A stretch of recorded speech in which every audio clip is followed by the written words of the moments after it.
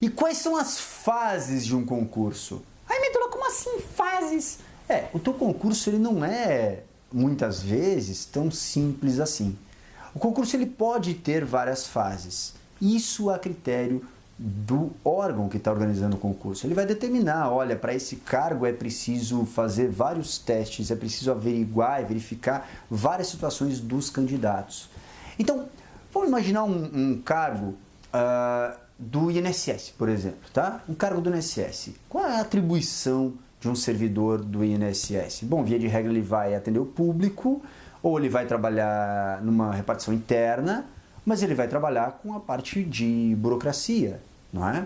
Então, eu pergunto, é necessário testar, por exemplo, a capacidade física desse candidato? Você vai dizer, não precisa. Sim, precisa. Mas de que forma? Bom, exames médicos já deixam esse teste tranquilo.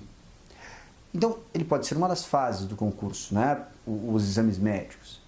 Mas se eu for pegar um outro tipo de cargo, por exemplo, o cargo de policial federal, será que só o exame médico basta? Aí tá lá o policial na fronteira, vem o traficante, ele precisa correr atrás do traficante, ele não consegue correr. Ele não consegue. Aí ele tá correndo, conseguiu correr, aí aparece um buraco, ele precisa pular o buraco.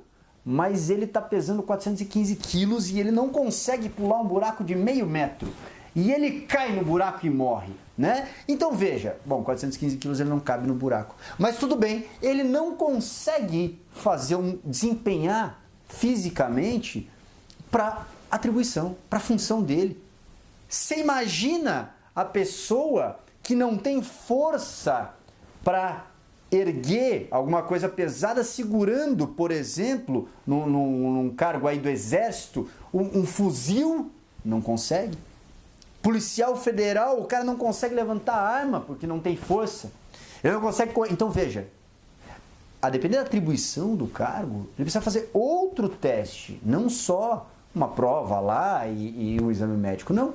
Ele vai fazer o teste de avaliação física, de aptidão física, o famoso TAF, teste de aptidão física. Então olha só aqui eu já falei de 3 fases do concurso. Mas ainda da parte teórica, você pode ter uma prova que a gente chama de prova objetiva, que você vai lá e só marca a resposta. Ai, Medula, dessa eu gosto. Normalmente essa é supostamente mais fácil, mas veja, é mais fácil para todo mundo. Todo mundo tem essa, abre aspas, facilidade. Você tem que chegar na resposta certa. Mas a prova te dá uma série de opções. E você marca, eu acho que é essa, eu acho que é essa. Dá para meio que chutar, né? Prova objetiva. Vai lá e marca uma resposta e preenche o gabarito. Outro tipo de prova, que pode ser uma outra fase do concurso, prova discursiva. Você tem que escrever. Quem descobriu o Brasil? Né? Você tem que saber a resposta, não tem as opções. Você tem que saber a resposta. E aí você vai lá, discorre sobre ele. Normalmente não é uma pergunta tão simples, né? Ele vai pedir para você escrever sobre, discorrer sobre algo. Então, prova objetiva, vai lá e marca. A prova discursiva, você vai escrever sobre algo no modelo que a prova pedir. Objetiva, discursiva. Teste de aptidão física, o TAF, esse teste físico. E aí cada cargo vai exigir um nível de aptidão, porque vai ter um nível de exigência durante a atribuição da função. Alguns cargos ainda têm teste oral, porque muitas vezes o conhecimento vai ter que estar muito claro para o candidato. Na hora que ele for aprovado, claro, ele for exercer o cargo, aquele conhecimento vai ter que estar lá no dia a dia. Então você pega, por exemplo, cargos como os cargos de juiz, os cargos de delegado, né? Promotor de justiça, a maior parte deles vai ter a parte oral, ele vai ter que falar com as pessoas.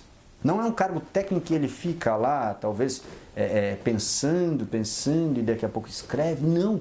Os cargos do Poder Judiciário, a maior parte deles tem prova oral.